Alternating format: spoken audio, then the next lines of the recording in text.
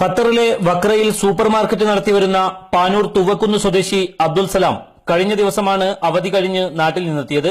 ഇദ്ദേഹത്തിന് കീഴിൽ ഇതേ സ്ഥാപനത്തിൽ ജോലി ചെയ്യുന്ന കോഴിക്കോട് കരുവൻതുരുത്തി സ്വദേശിയായ അനീസിന് കൊടുക്കാനെന്ന പേരിൽ നാട്ടിൽ നിന്ന് കൊടുത്തയച്ച പൊതിയിലാണ് കഞ്ചാവ് കണ്ടെത്തിയത്.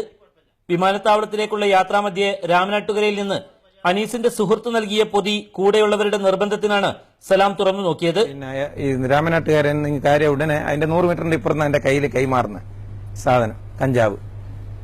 അപ്പോൾ അത് പൊളിച്ചു നോക്കാൻ ഏകദേശം അത് കാട്ടാൻ പൊളിക്കുമ്പോഴേക്ക് ഏകദേശം ഒരു 10 മിനിറ്റിന്റെ ഉള്ളിൽ നമ്മൾ എയർപോർട്ടിലെത്തി 2 മിനിറ്റും കൂടി ബാക്കിയുള്ള ആ സമയത്താണ് ലാസ്റ്റ് പേന്റും കൂടി ഒന്നും കൂടി ചെക്ക് ചെയ്യാന്നുള്ള ഞങ്ങൾക്ക് കീശയിൽ നിന്ന് ആദ്യം കിട്ടുന്ന ഇത് ചോക്ലേറ്റ്, പിന്നെ കിട്ടുന്ന കഞ്ചാവ്.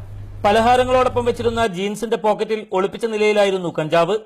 യാത്രയ്ക്ക് മുമ്പേ ചതി മനസ്സിലാക്കിയതിനാൽ തലനാരിഴയ്ക്കാണ് അബ്ദുൽ സലാം രക്ഷപ്പെട്ടത്. കാരണം എനിക്ക് അത്രയും വിശ്വാസമല്ലേ, ഷോപ്പിലുള്ള ആളാ, എന്റെ ഷോപ്പിലേക്കാണ് വരുന്നത്. അത് തീർച്ചയായും അങ്ങനെയുള്ള ഒരു വിശ്വാസത്തിന്റെ പേരിൽ മാത്രം ഞാൻ ചെക്ക് ചെയ്യേണ്ടെന്ന് പറഞ്ഞു. ദൈവത്തിന്റെ വലിയൊരു അനുഗ്രഹം കൊണ്ട് മാത്രം രക്ഷപ്പെട്ട. വിശ്വസ്തനായി കൂടെ കൂട്ടിയ ആൾ തന്നെ ചതിക്കാൻ ശ്രമിച്ചതറിഞ്ഞ സലാം അനീസിനെ ജോലിയിൽ നിന്ന് പിരിച്ചുവിട്ടു. അനീസിനെ തേടി പലരും കടയിൽ വരാറുണ്ടായിരുന്നതായും ഇദ്ദേഹം പറഞ്ഞു. കഴിഞ്ഞയാഴ്ച തന്നെ വടകര സ്വദേശിയായ യുവാവിനും ഇതേ അനുഭവം ഉണ്ടായിരുന്നു. കുറച്ചു മുമ്പ് കുറ്റ്യാടി സ്വദേശിയായ മറ്റൊരാളും ലഹരിക്കടത്തുകാരുടെ ചതിയിൽ നിന്ന് ഭാഗ്യത്തിന് രക്ഷപ്പെടുകയായിരുന്നു. പ്രവാസികൾക്കിടയിലെ പരസ്പര വിശ്വാസത്തെ ചൂഷണം ചെയ്തുകൊണ്ടാണ് മയക്കുമരുന്ന് മാഫിയ പലപ്പോഴും യാത്രക്കാരെ വലയിൽപ്പെടുത്തുന്നത്.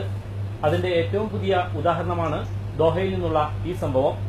ദോഹയിൽ നിന്ന് മുജീബ് റഹ്മാൻ, മീഡിയ 1.